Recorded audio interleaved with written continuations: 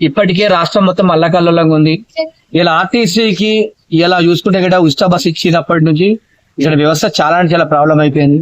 ఒకటి ఆర్టీసీ కార్మికులందరికీ కూడా గతంలో కాంగ్రెస్ పార్టీ మ్యానుఫ్యాక్చర్ విషయంలో హామీ ఇచ్చింది. రెగ్యులర్ చేస్తాం, గవర్నమెంట్ చేస్తాం, డిఎల్ ఇస్తాం అని చెప్పి ఇప్పటి వరకు చూసుకుంటే గిట్ట ఆర్టీసీ వాళ్ళకి 7-8 డిఎల్ పెండింగ్ ఉన్నాయండి. యూనియన్లను కూడా పునరుద్ధరిస్తామని అది యూనియన్ కూడా పెడతాం, అన్ని చేస్తామని చెప్పేసి మాట్లాడారు. ఆర్టీసీ కార్మికులు చేపట్టిన ఇలా తెలంగాణ కాంగ్రెస్ పార్టీ వచ్చిందని చెప్పి నేను తెలియజేస్తున్నాను. ఇందులో ముఖ్య కారణం అండి ఆర్టీసీ వాళ్ళు చేపట్టి. ఎందుకంటే ఆర్టీసీ వాళ్ళందరూ కూడా దాదాపు దగ్గర 50,000 మంది ఎంప్లాయీస్ ఉంటాయండి.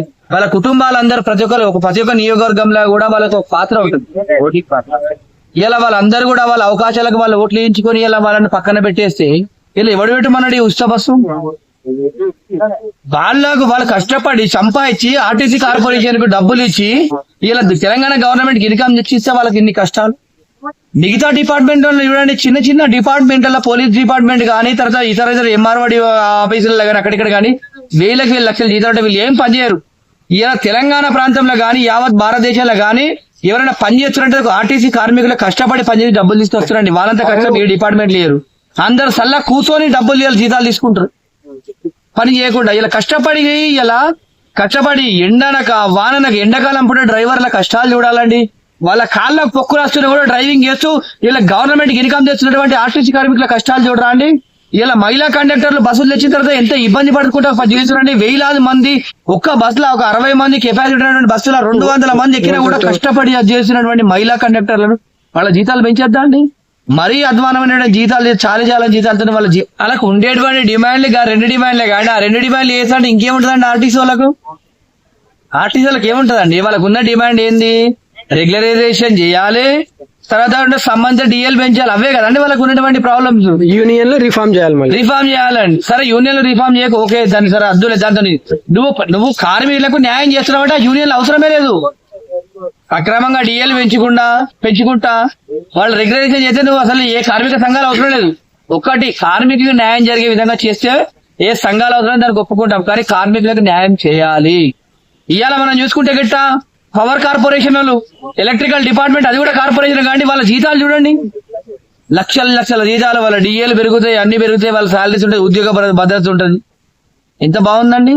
అదే విధంగా ఈ ఆర్టీసీ కార్పొరేషన్ కూడా అండి, ఆర్టీసీకి ఇన్కమ్ వస్తుందండి. గుర్తుపెట్టుకోండి, ఇలా ఆర్టీసీ అనేది ఎప్పుడు కూడా నష్టాలు చేసేది గవర్నమెంటే. ఇలా పిల్లల కోసం ఉచిత పాసులు ఇస్తుందండి, తక్కువ ధరకు పాసులు ఇవ్వడము, జర్నలిస్టులకు పాసులు ఇవ్వడము. ఇలా ఇవన్నీ చూసుకుంటే గట్రా ఇలా ఆర్టీసీ ఏ విధంగా అండి మంచి లాభాలు అనేటువంటి ఆర్టీసీని గవర్నమెంట్ నష్టం చేస్తుందని చెప్పి తెలియజేస్తున్నా. ఒకటి గుర్తుపెట్టుకోండి, ఇలా ఆర్టీసీ మొత్తం చేస్తున్నారంటే వీళ్ళు ఉచిత బస్సు ఎవడు పెట్టమన్నాడండి? ప్రైవేట్ యాజమాన్యాలకు ప్రైవేట్ బస్సులనేమో డబ్బులు పెట్టి టికెట్ల కోసం వాళ్ళకు డబ్బులు మేపడానికి మీ కమిషన్ల కోసం మాత్రం వాళ్ళకైతే మొత్తం పైసలు పెట్టే తత్వం చేస్తారు. మరి గవర్నమెంట్ వ్యవస్థ వచ్చారు ఫ్రీ అన్నప్పుడు నీకు ఎక్కడ ఇన్కమ్ వస్తుందండి? ఇలా గవర్నమెంట్ ఇన్కమ్ వచ్చేది ఆర్టీసీ నుండి. రవాణా ద్వారా ఇన్కమ్ ఎక్కువ వస్తుంది గవర్నమెంట్. గుర్తుపెట్టుకోండి, ఒక మనిషికి అవసరం ఉంటే 100 మంది బస్సు ఎక్కిపోతాడు. ఇలా అన్ని ఫ్రీ ఇచ్చినాక నువ్వు గవర్నమెంట్ ఆర్టీసీ ఫ్రీ ఇచ్చినాక ఏ విధంగా ఇబ్బందికరమైన పరిస్థితులు? గుర్తుపెట్టుకోవాలి, ఉద్యోగ భద్రత చెయ్యండి, డిఏలు పెంచండి, ఆర్టీసీ కార్మికులను కాపాడండి. మరి అదే కాండి ఎవ్రీ మంత్ నువ్వు టికెట్ల పైసలు చెల్లిస్తే ఇలాంటి కష్టాలు ఉంటాయి కానీ. ఇలా గుర్తుపెట్టుకోండి, ఎప్పుడైనా కూడా గుర్తుపెట్టుకోండి, ఇలా ఏ గవర్నమెంట్ నడవాలైనా ఎంప్లాయీలను జాగ్రత్తగా కాపాడుకుంటేనే ఎంప్లాయీలే డబ్బులు తీసుకొస్తారు గవర్నమెంట్ కి. కష్టపడి ఎంప్లాయీలే డబ్బులు ఇన్కమ్ క్రియేట్ చేస్తారు. ఎవరండి? రేవంత్ రెడ్డి క్రియేట్ చేస్తాడా? ఎంప్లాయీలు క్రియేట్ చేస్తారండి. ఎంప్లాయీలు కష్టపడి డబ్బులు తీసుకొస్తేనే గవర్నమెంట్ నడుస్తుంది. ఇలా ఎంప్లాయీలు బాగా చూసుకోకుండా ఎంప్లాయీలకు ఇబ్బంది పెట్టే పరిస్థితి లేదు. నీకు ఏ విధంగా ఎంప్లాయీలు నీకు జీతాలు డబ్బులు తీసుకొస్తారు? పబ్లిక్ గా గుర్తుపెట్టుకోండి, ప్రతి ఒక్కరికి ఇలా మనకు ప్రజలకు ఎలాగా ఇబ్బందికరంగా ఉంటుంది, బడెన్ పడుతుందని నువ్వు ప్రజలకైతే ఏ విధంగా నువ్వు ఫ్రీ బస్ ఇచ్చినావో ఆర్టీసీ కార్మిక ఉద్యోగాలకు వాళ్ళ ఉద్యోగ భద్రత కోసం వాళ్ళకు ఉద్యోగం చేసినా కూడా ఫలితం దక్కనటువంటి కార్మికులకు కూడా వాళ్ళకు న్యాయం చేయాలి కదా. ఈ రాష్ట్రంలో ఉద్యోగులైనా ప్రజలైనా అందరూ కూడా సమానం, కూడా అందరికి సమానమైన న్యాయం దొరకాలి కదా. మరి ఆర్టీసీ కార్మికులకు ఎక్కడ న్యాయం దొరుకుతుందండి? వాళ్ళ జీతాలు పెంచండి. అన్ని డిపార్ట్మెంట్లు వేస్తున్నారు. అసలు టీచర్ డిపార్ట్మెంట్ కానీ పోలీస్ డిపార్ట్మెంట్ కానీ వీళ్ళు అసలు ఏం పని చేయరు. పుణ్యానికి డబ్బులు తీసుకున్నటువంటి డిపార్ట్మెంట్లకు లక్షల జీతాలు ఇచ్చారు. పోలీసులు అతను ఏం పని ఉంటుందండి? ఏముండదు, ఫుల్ జీతాలు ఇస్తారు. గవర్నమెంట్ టీచర్లు ఒక్కొక్క స్కూల్లో ఉన్నటువంటి టీచర్లు ఒక 10-20 మందికి చదువు చెప్తారు, లక్షల జీతాలు. ఇవాళ రెవెన్యూ డిపార్ట్మెంట్ తీసుకుంటే కూడా వాళ్ళ లక్షల జీతాలు.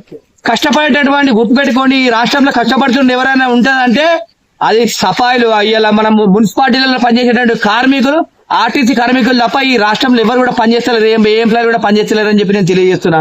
కష్టపడి పనిచేసే వాళ్ళకి ఏమో జీతాలు రావు, వాడు పుణ్యానికి వట్టిగా ఉంటాడు. పోలీస్ డిపార్ట్మెంట్ ఉన్నటువంటి కానిస్టేబుల్ ఏం పని చేయడం, వాటిగా తిరిగిపోయి ఇంటికాడ పోయి సక్రమంగా వట్టిగా పోయి డ్యూటీ చేసి తిరిగిపోతాడు, వాళ్ళకి 30,000-40,000 జీతాలు.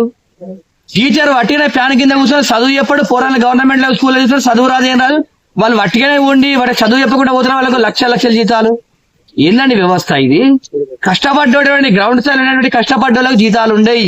నువ్వు గుర్తుపెట్టుకోండి, ఇలా ఆర్టీసీ కార్మికులు కష్టపడి జీతాలు డబ్బులు తెస్తేనే ఇలా గవర్నమెంట్ నడుస్తుంది. ఇలా అలాంటి వ్యవస్థలు ఉన్నటువంటి వ్యవస్థకు గవర్నమెంట్ కూడా ఇలాంటి చేయకుంటే గిట్ట రాబోయే రోజుల్లో చాలా ఇబ్బందికరమైన విషయం ఉంటుంది. ఏదైనా కూడా ఆర్టీసీ కార్మికుల 7-8 DL ని అవన్నీ పెంచండి, ఉద్యోగ భద్రత కల్పించి రెగ్యులరైజేషన్ చేయండి.